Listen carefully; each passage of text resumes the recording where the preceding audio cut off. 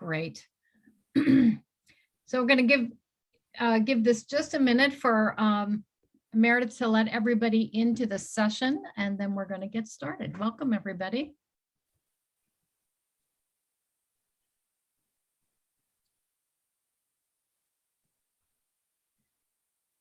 All right.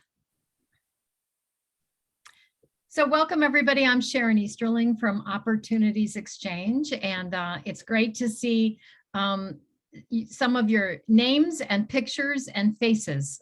So we're happy that you're able to join us today. We're really excited about this topic because we know it's top of mind for anybody that has anything to do with early childhood education, recruiting and retaining staff. And it's always been a challenge for us, but these days it just seems like the problem is worse than it's ever been. So Louise Stoney and Diane Price are going to have a conversation about some things that they've been doing, some innovative strategies at Diane's program. And then there will be an opportunity for a question and answer. I want to take just a minute here at the beginning, though, to, whoops. There we go, conference update. Just to say a bit about the conference. So you all who are on this webinar have already registered for the conference because this is material that's exclusive to our conference participants. But I just want to let you know, in case you haven't seen it, we've updated the conference program. We've added some new sessions really based on very timely topics and new work that we've been doing. The hotel registration link is now open. If you haven't made your hotel reservations, you want to make sure that you do that before March 17th in order to benefit from the discounted rate. And finally, if you are interested in having a meeting with any of the vendors that are going to be there, you may know if you've looked at any of our material, you've seen all of the software and other vendors who are supporting the conference. It's a small group. We don't let just anybody become an exhibitor, but folks that we're in partnership with will be at the conference and available to meet with you. So if you would like to set up a meeting, you can just email our administrative assistant, Meredith Flora. Her contact information is right on our website, and we'll be happy to help arrange that. So what we're going to do today is, in just a minute, I'm going to hand it off to Louise, and she will introduce our speaker for today. They're going to talk a little bit about kind of the background and context. What are some innovative strategies they've been trying, and what have they learned from that? And then we'll open it up for Q&A. But if you have questions as we go through, please feel free to put your questions in the chat box. We'll be monitoring that, and we can break into the conversation at any point with your questions. So Louise, this is our sort of our transition slide. So I'm going to hand it off to you to talk about our work and specifically about this topic. So as you guys know, this is a slide you see all the time at Opportunities Exchange. This is our formula for success: pedagogical leadership plus business leadership. And it's overwhelming. Typically, childcare providers are responsible for doing this all themselves. And what shared services is about is taking some of that off their shoulders. Most of the time we talk about the business leadership bucket, right? But today we're really going to talk about the pedagogical leadership bucket and talk a lot, although they're interrelated. So now we're going to hear from Diane Price. Diane Price, actually, I can't, thank you. Diane Price, I've known since the beginning of the shared services space. I met Diane actually at our first shared services conference. And she came because she wanted to involve shared services in a family childcare network that she was working on. And in the course of getting to know us and attending the conference, she went, oh my goodness, I'm not using shared service principles for my centers. And so she went back and really reorganized her centers. She'll tell you more about this story, but it's really led to a, 12 years more of journey of really thinking very differently about how she structures her business. And she's going to talk about the implications that's had for teachers and very specifically, some of the issues around compensation and recruitment and retention. Next slide. And just so you guys get a sense, so this is just a quick picture, but Diane, has essentially 6 childcare programs that work with her that she actually are under her nonprofit, and 1 drop-in center at the courts. She also has a network of family childcare homes. And Diane and I have worked and talked about the idea of microcenters, and that's still something that she thinks about growing into. But this is just a quick snapshot. Next slide. Or is that the last one? Might be the last one. Oh, no. Okay. You'll get this deck too. Diane and I also worked on the value proposition, some of the things that are central to her organization that are benefits for her providers, as well as metrics that she reports to her funders. So again, you see that shared services is a win-win for her, but obviously teacher stability and teacher compensation is a big part of this. Next slide shows the same picture, but for her home-based childcare network. I think, yes, right.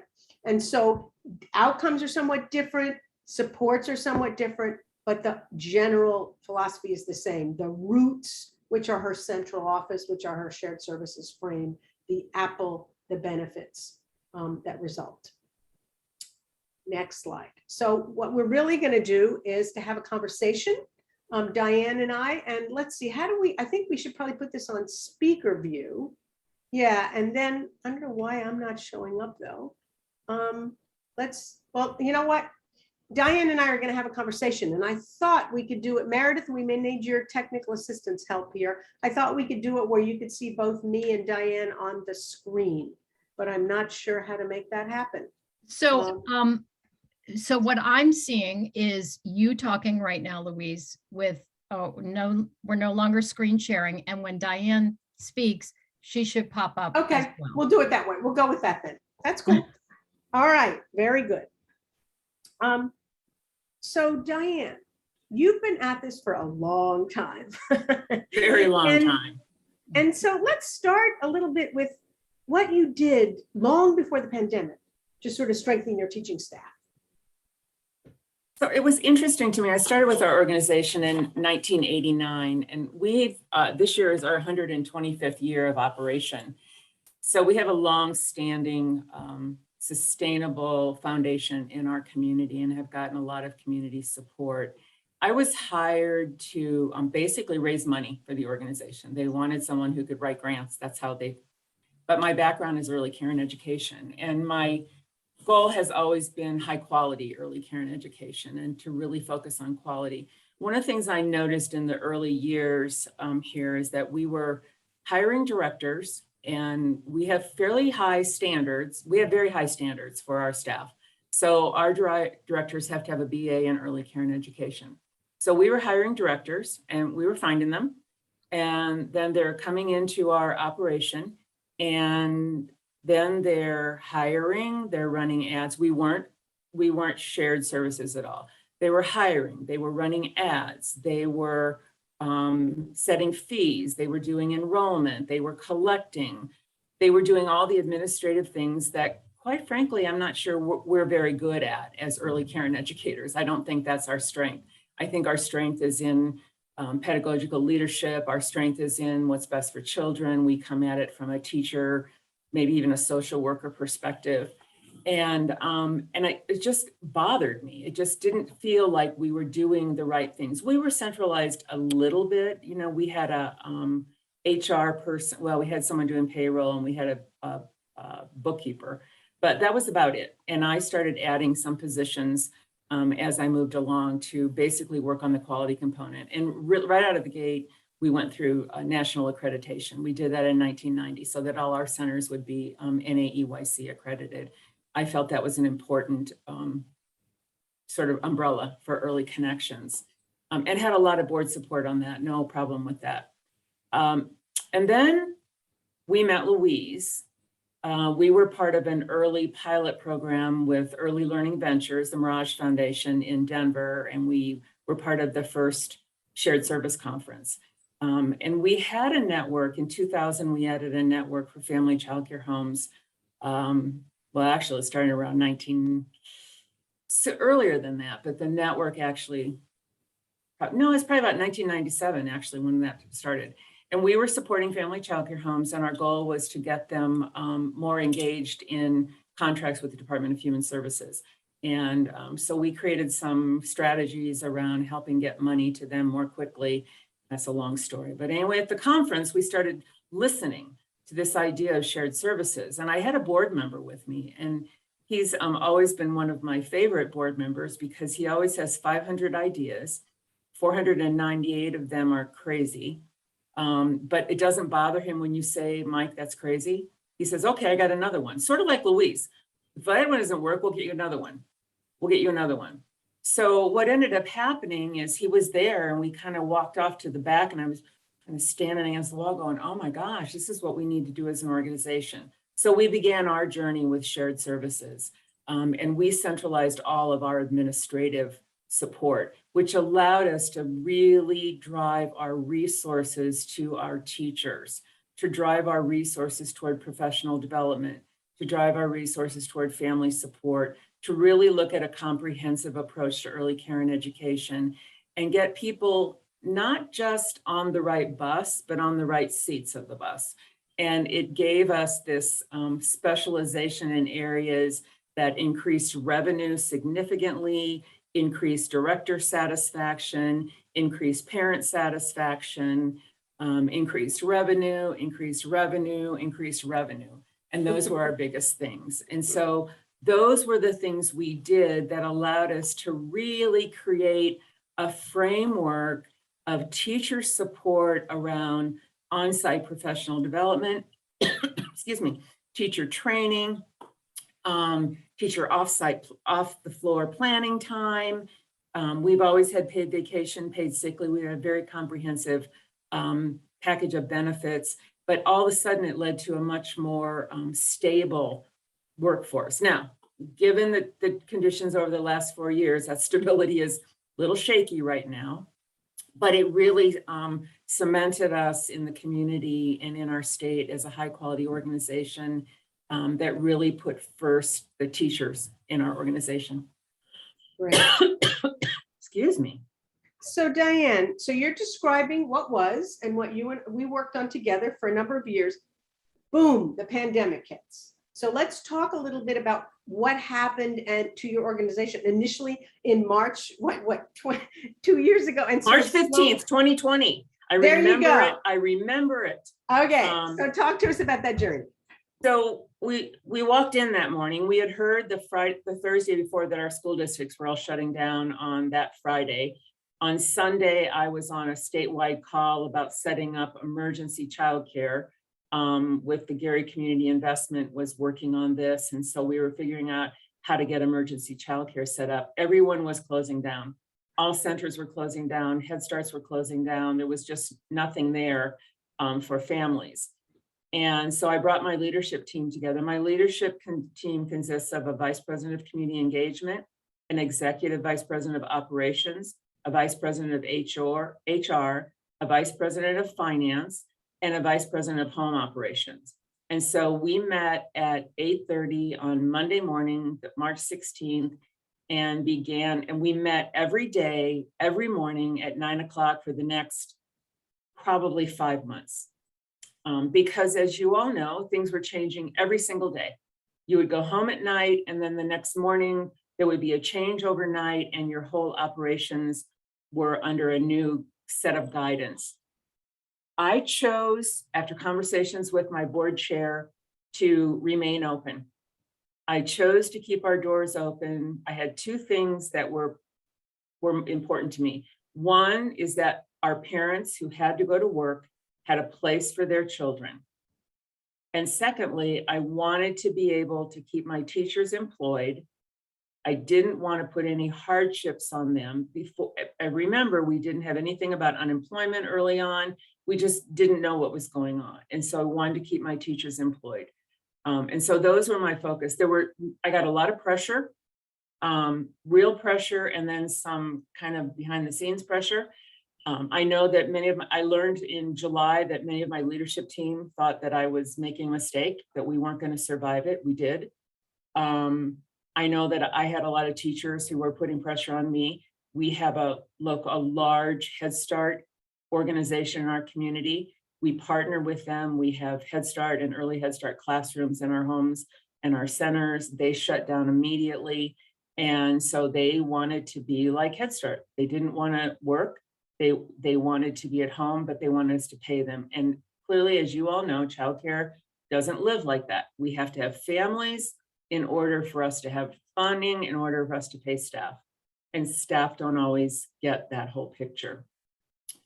So I think the thing with shared service that did is our staff remained employed. We didn't lose any staff at that time. They were not happy all the time, but I did lots and lots of Zoom meetings with my staff, answering questions, talking with them, assuring them that we were making these decisions with the board. We were listening to all the guidance that was coming from the state, from our local department. And communication was critical. It was key during this time. But the thing that I think saved me as the CEO and probably saved us as an organization was the infrastructure of shared services.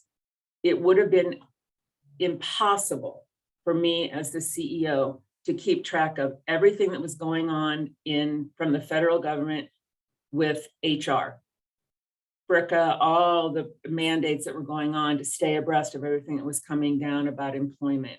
It was impossible for me to stay in touch with everything that was going on in terms of financials, how many families we had, how we were getting paid. We did not charge families if they didn't come. We said, you're staying on. We understand, but we had to look at that, how to manage the recommendations from the health department, the state and the local health department, by managing all of that and understanding where our kiddos were, where our teachers were, how COVID was impacting us, how are we going to be responsive to that?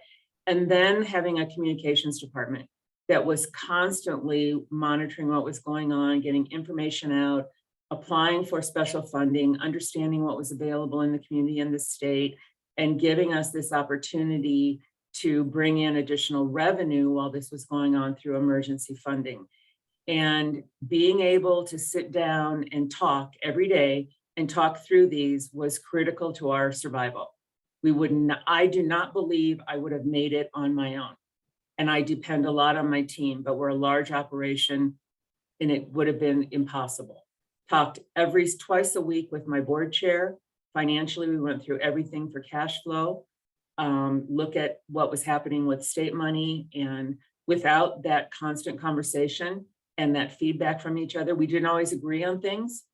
We often disagreed on things, but we never left the room without saying, okay, this is where we're at for today. So let's talk about the teachers, Diane. And I know during COVID, you were getting paid on the basis of enrollment, you were getting paid, co-pays were waived. So let's talk about how you spent that money, how you thought differently about your teachers, and how you tried to make an environment that would encourage them to stay. Well, we're fortunate that we have some funding partners that we continue to receive funds from beyond our subsidy. So our parents who are on our fee scale were not charged for anything. We had a handful of families that paid us every week anyway. They gave us money. They were some of our higher end parents, and they continued to fund us. We have an endowment, and so we took 2 distributions of our endowment immediately. We have a Head Start partnership. Head Start continued to pay us whether our slots were filled or not. We have a contract with a school district for the Colorado preschool program. We immediately went into virtual learning with the preschoolers for that contract in order for us to continue to get paid. And then our state subsidy, we're a local control state, so every county has its own rules, if you will, about paying for absences and enrollment. We aren't paid based on enrollment now, but they did increase their absences. And so we were watching how many absences were being paid. And for several months, they were paid for every absence for the entire month.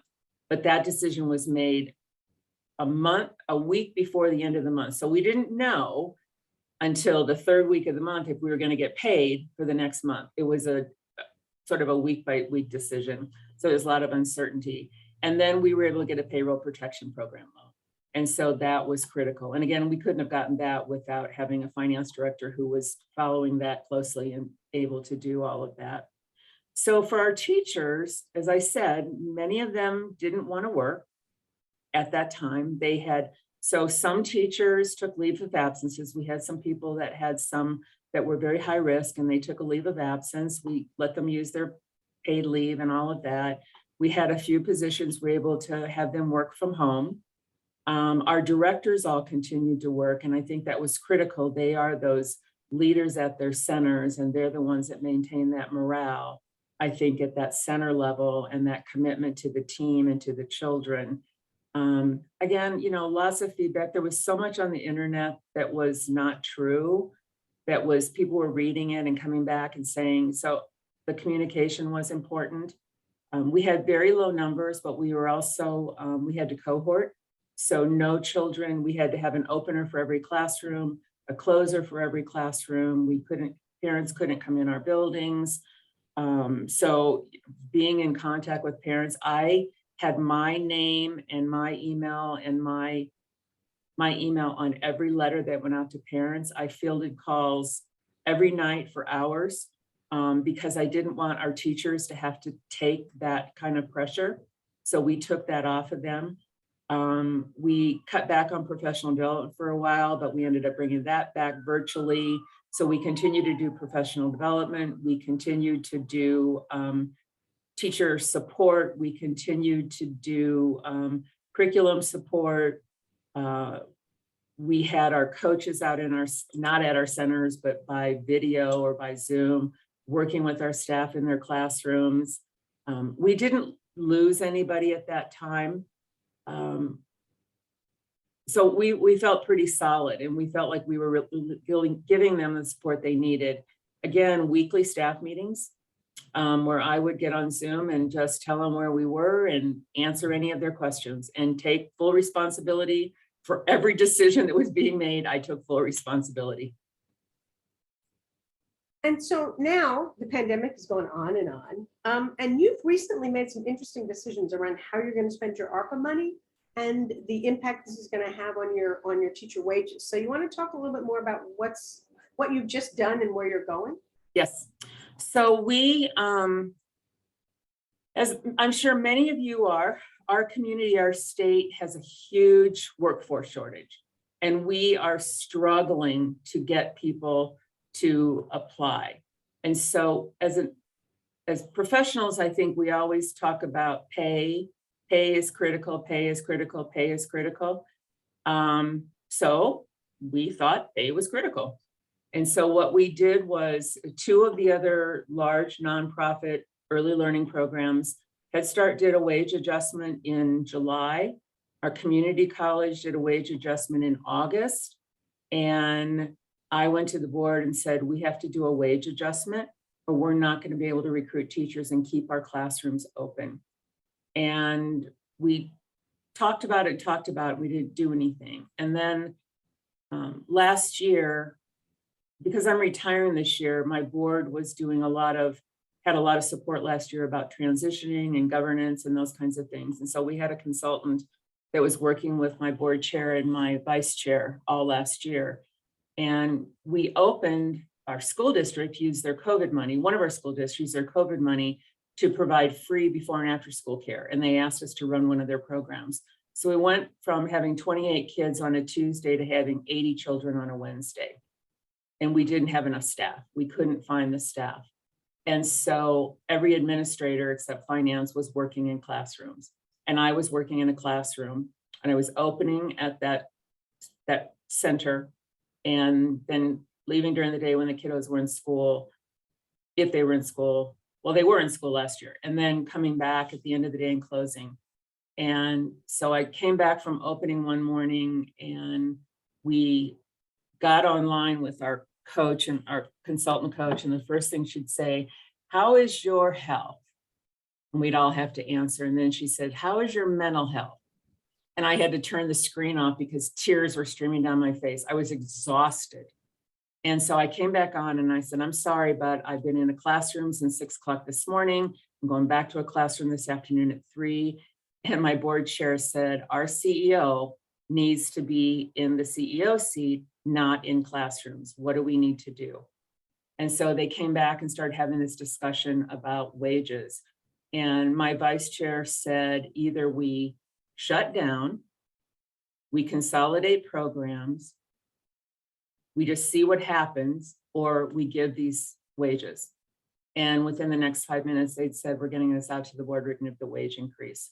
So we gave a $3 an hour wage increase to all of our teachers, which is $6,000 a year. And then we did other adjustments for those staff who aren't in classrooms, program support, administrative support, to not get compression in our salary scale. It cost us $500,000 this year. And I'm here to tell you it didn't get us any new employees. Not any.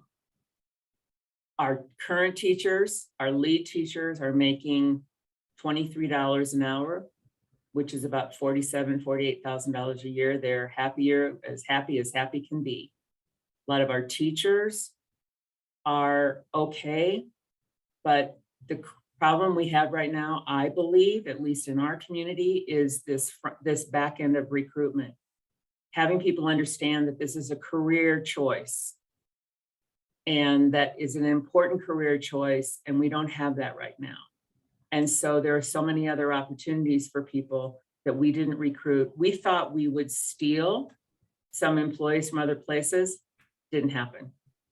So we hired a lot of teacher assistants, and we put them into an in-house CDA program. And so we're growing our own right now. We have 4 teachers, two that just took the exam 2 weeks ago, and 2 more that are taking it next week.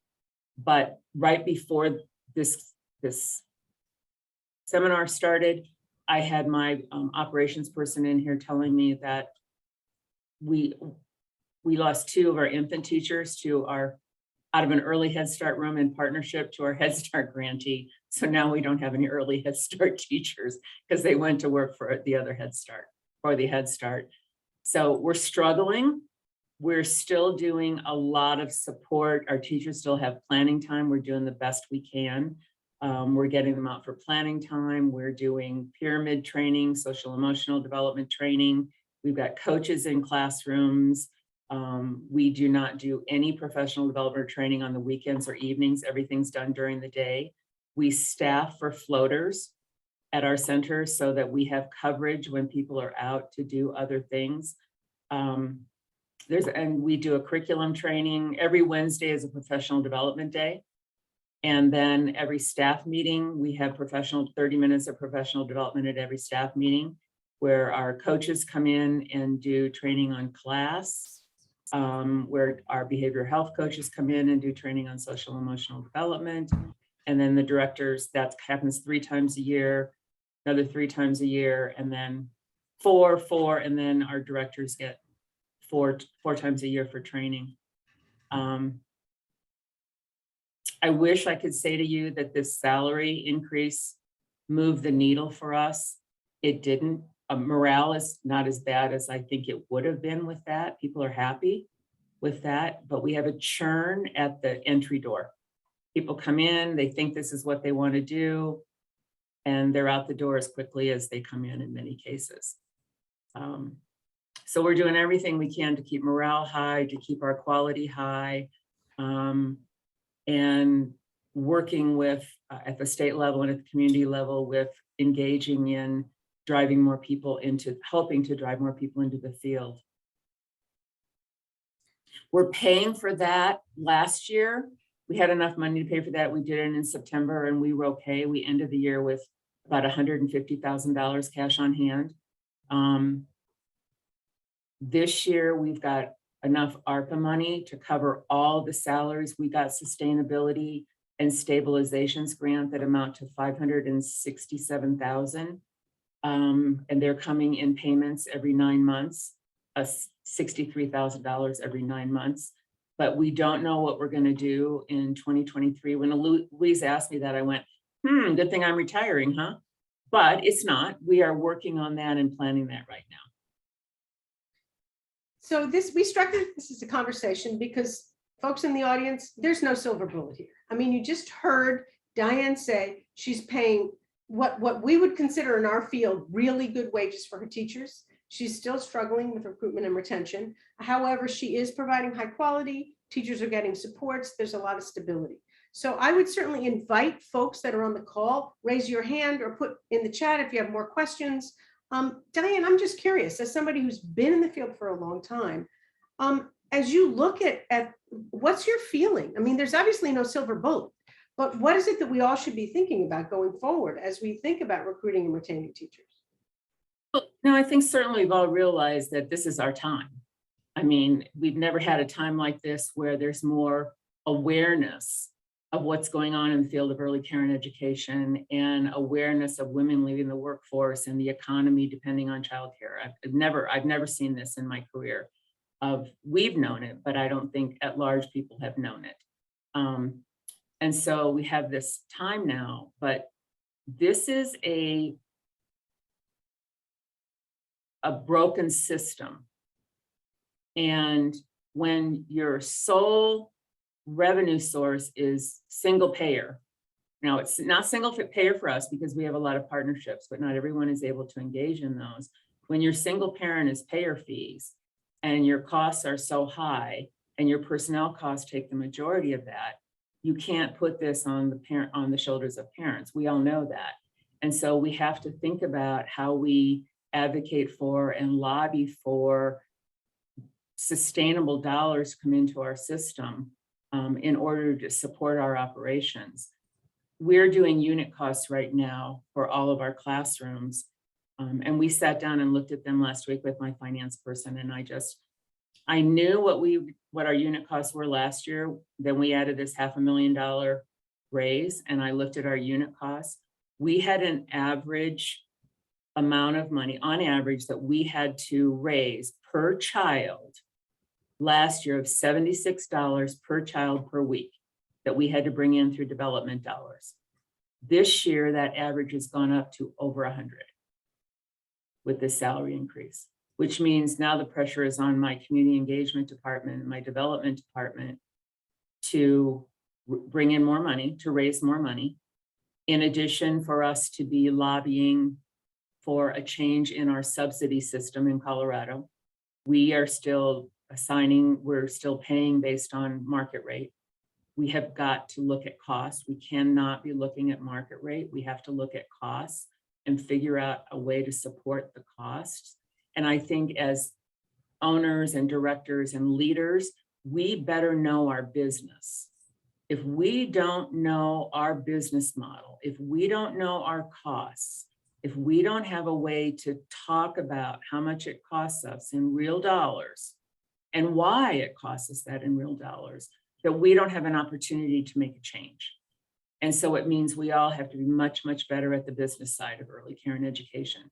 We have got to have staff who are focused on our children, our families, our quality. We need to find people that want to be in this field. We need to help create apprenticeships and partnerships and programs and ways, earn to learn models where teachers can work and earn credit.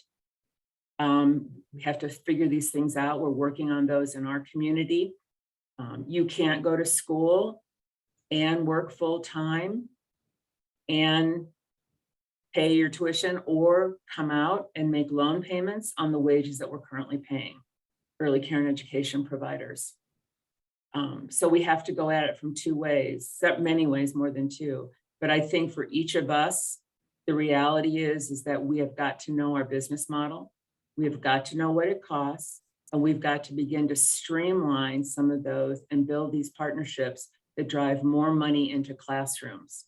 And I'll give you an example of how this affected us when we went to shared service. Our directors did not want to give up collecting money. Can't imagine, but they didn't. And their thing was, this is how we know our parents. And I said, well, this is not what I want you to know about your parents. I don't want your relationship with your parents to be about money. I want your relationship with your parents and families to be about the children and child outcomes and what's happening in our classrooms and how we're helping, in preparation and all those kinds of things, not about money. And they didn't want to let it go. So our VP of operations said, okay, we're going to let you collect money, but we're also for 1 month, not going to let you make any credits. So our directors had a way of going in and crediting accounts.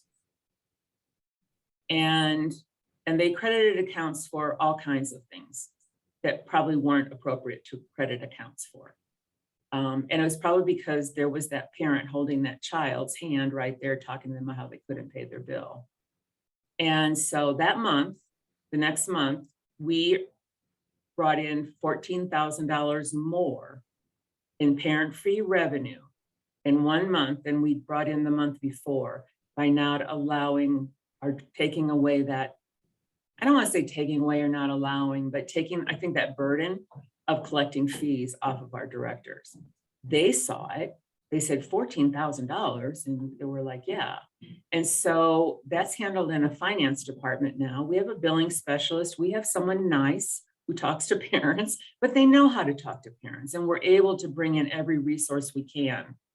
And so that kind of revenue can make a difference if somebody's focused on that full time. Great, thanks. I'm going to keep asking questions, folks, but please interrupt if you have other questions. I always have things to ask Diane. So I want to go back for a minute to the teacher issue. And so it is discouraging on the one hand when we see significant wage increases not affecting recruitment.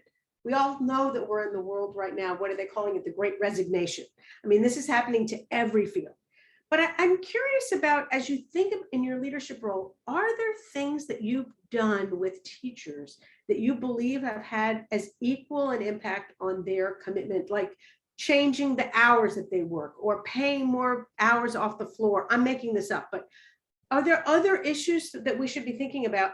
We all think compensation is a silver bullet, but what else should we be thinking about in terms of teachers? So one of the things that we find when we're interviewing staff is when we will talk about the amount of program support that we offer our teachers when they come on, they're really, that resonates with them, and that means a lot to them. So when I talk about that, we have 2 curriculum and instruction coaches that each are assigned to a center. The centers are split up, and they each have an assigned center. And they work with the directors, and they work in classrooms. They help with lesson planning. They'll sit in, they do, reviews. They help with child outcome reporting. We use Gold. We have we have Gold nights where we pay staff to come in and they can work on their child outcomes, and they can have a coach there helping them with that. So we do things like that. We also have we have directors there that are doing helping with reflective practice. So for teachers on their reflective practice, we have 2, soon to have 3 behavioral health specialists. We serve, the majority of our kiddos right now are on subsidy. And as much as we all feel stressed and sort of burned out from this pandemic, our children are really struggling. Everything that we're feeling oozes into the littles. And they're not as stable. They are a little edgy. They need a lot of supports in classrooms, and teachers can get overwhelmed with that.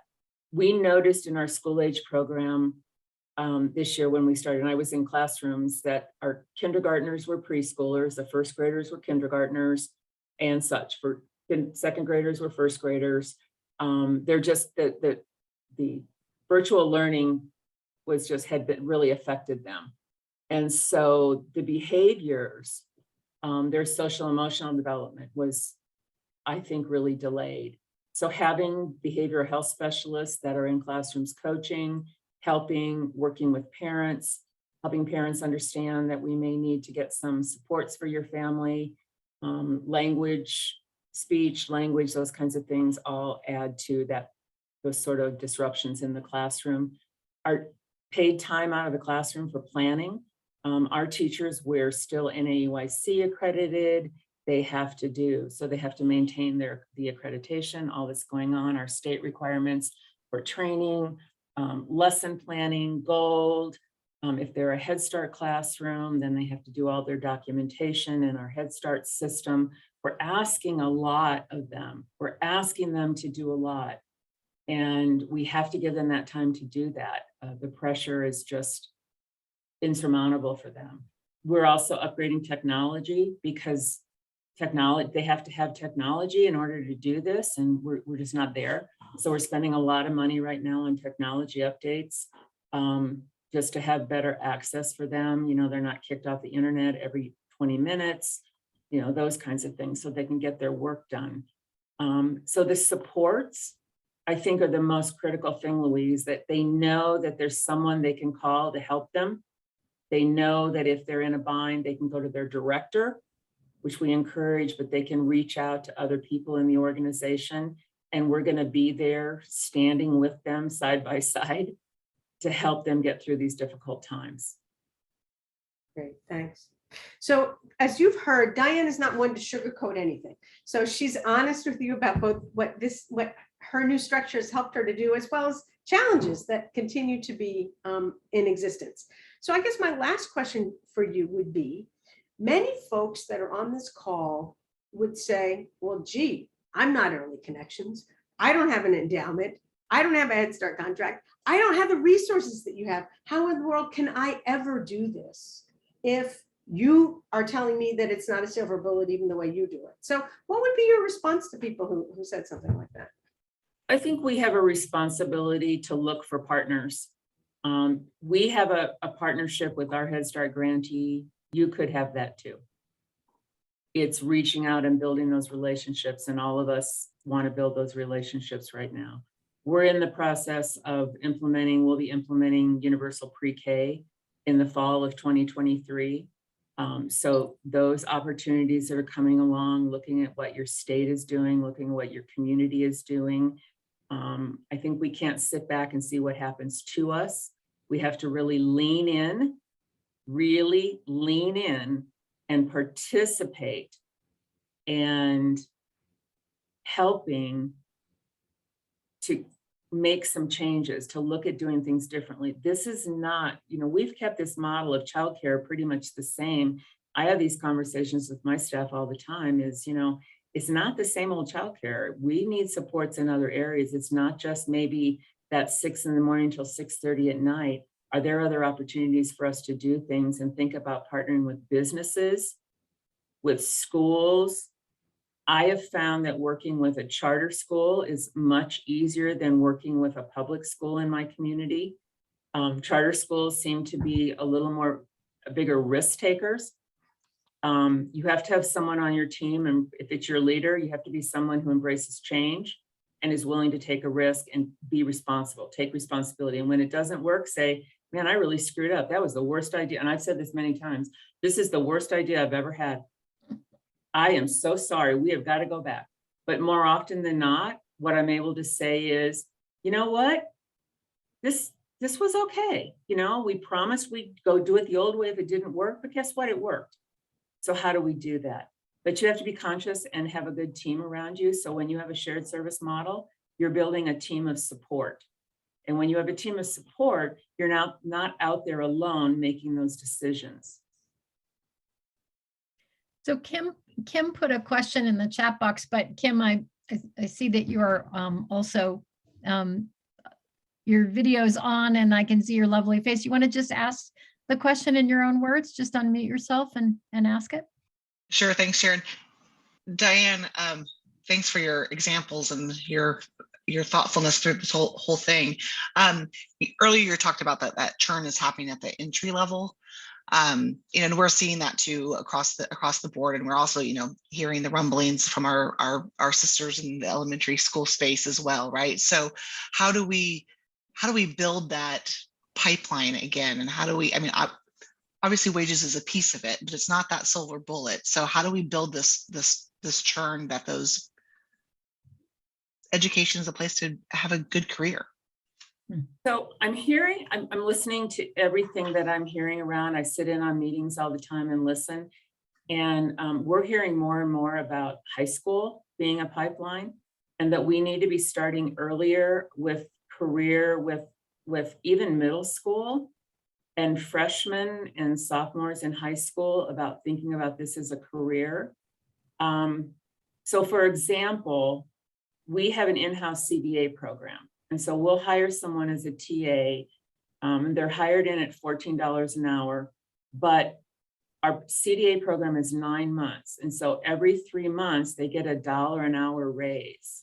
So by the time they become a teacher with a CDA, they're making $18.50 an hour, which isn't horrible for someone just entering. Not horrible. It's not great, but it's better than minimum wage. We know that. And a package. So if we can think about how to interface with our schools, and it's not easy. I'm not saying it's easy. Our schools are institutions of learning that have been established for hundreds of years, and they're not real eager to think about this. But I believe that if I can get someone who's interested in early care and education, and I can help bring them along with education, get their CDA. Now let's get some classes in college. Let's get your AA. Let's get you on a plan that, and if they're with us for a period of time and we can embed good child development and good early education into their being, that I'll gladly lose them to public school. Gladly. Take that with you. See if we can make some changes. Do we really need to have kindergartners on computers in desks? So you already know what I think. So can we begin to take these things, and where do we start? We have got to start with a younger audience. I decided I wanted to go into early care and education in high school with an experience I had volunteering. I wanted to be a teacher. I thought it was a worthwhile profession. But I'm also 70 years old. And when I was in high school, there weren't a lot of opportunities for women. Right, Women have many right. more opportunities now. So I think we have to embed in them that this is worthwhile, that we're making changes in the lives of children. We're making changes in our community. And we are really offering a service in terms of the work we do. And that, you know, my hope is that we'll get there. We'll get to this higher level, but I do have concerns about education in general, not just early education, all. Right. 2 weeks ago, you know, a woman in Ohio that I read thinks that all teachers should wear a body camera. You know, who's going to do that for a living? Who's going to be in a classroom with a body camera on? So we have a lot of advocacy to do as professionals to go out there and really talk about the value of early care and education, the value of education. So when I retire in June from being CEO of Early Connections, I am not retiring from early education. I'm going to continue to do state work. I'm going to continue to do local work. I'm going to continue to be an advocate for early care and education, but because we all have to be a loud voice for that. So I just want to jump in, Diane, and say that I agree with you about high school. Before I retired, if you plan to retire, don't go too close to Louise Stoney because she'll pull you into her network and find lots of new opportunities. She said, gratefully. But anyway, in Philadelphia, we worked very closely with the career and technical education folks in the Philadelphia School District to create, so it started teaching some child development courses in like 10th grade and beginning to add. And then by the time kids were juniors and seniors, they were getting a placement, like 1 day a week, they would go and work in a high quality, that was important, a high quality early childhood program so they could get exposed to what this really looks like, working with really good mentor teachers.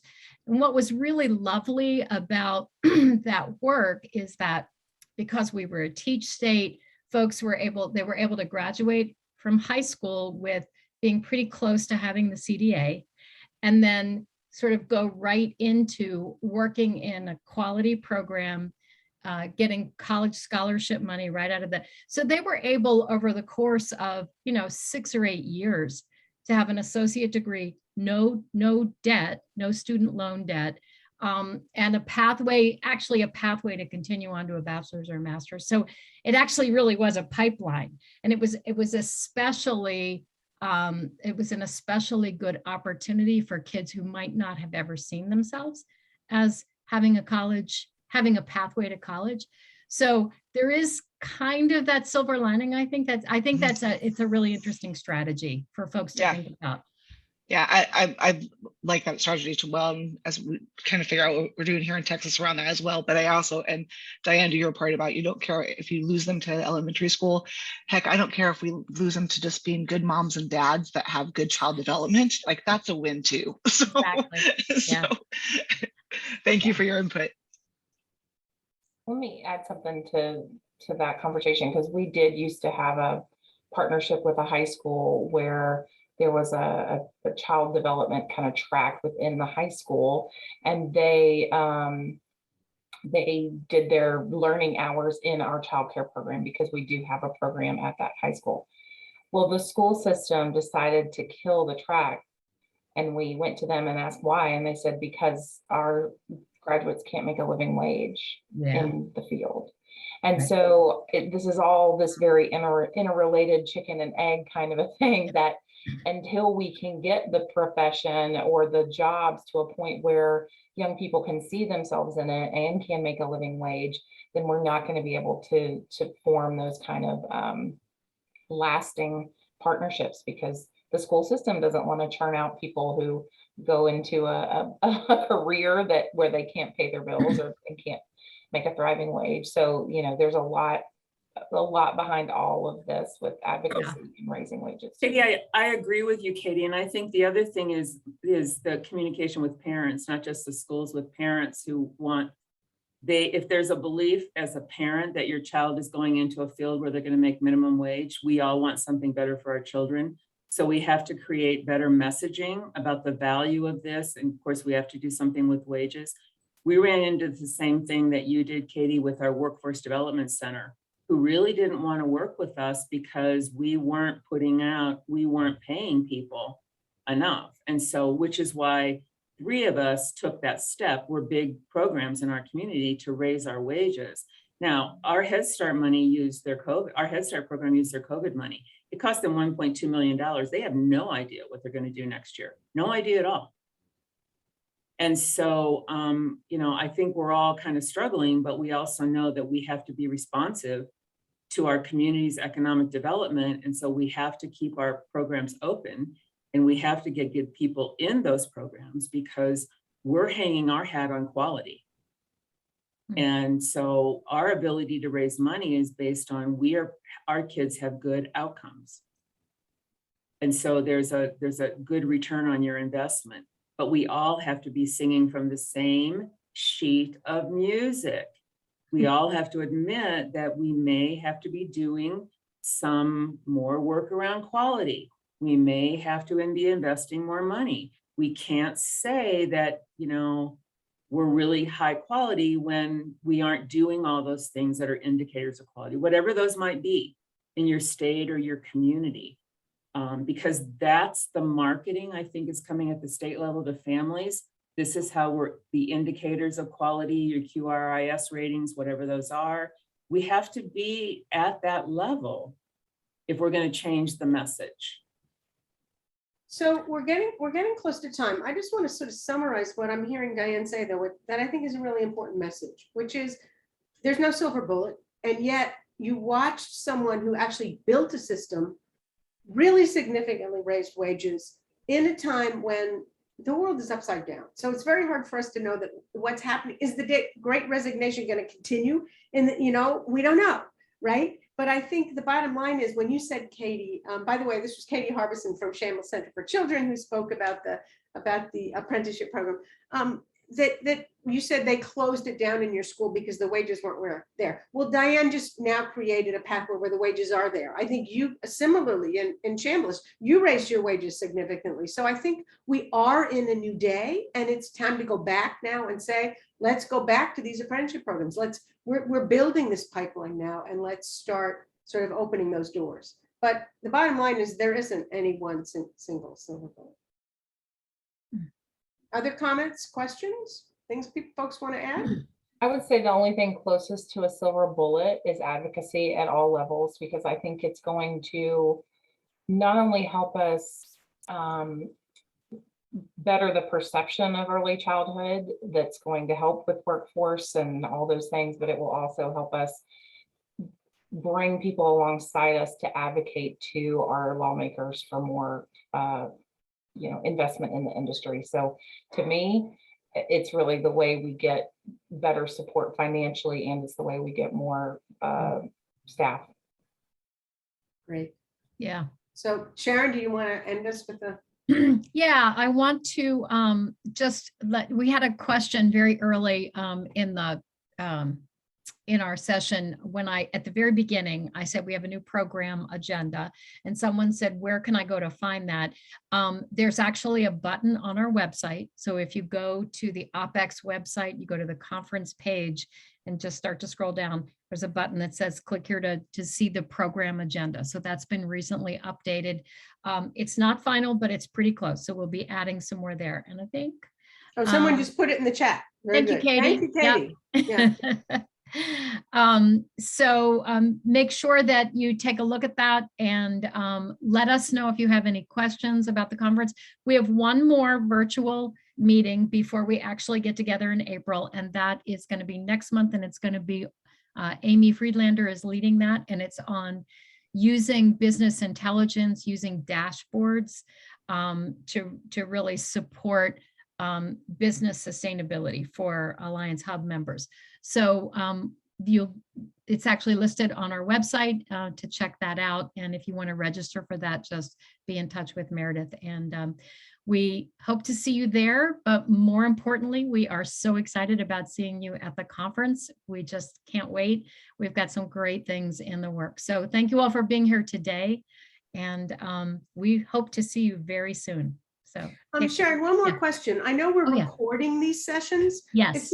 Where do folks find the recordings? I know we send out the link afterwards, but. Yeah, well, because this content's really been designed and limited to people who register for the conference as a benefit, we aren't putting those links directly on our website. We'll probably do that down the road. But for right now, we will email the link to the recording. And if for some reason you miss that or you've lost it and you need it, just email Meredith, tell her what you're looking for, and she will get right back to you with the link. Great. All right. Thanks a bunch. Well, I see a few people actually entering the waiting room now. You'll all get a link to the recording. So if you are signed up for the conference, you'll get a link to this recording. Yep. Thanks so much. Bye. Thanks, everyone.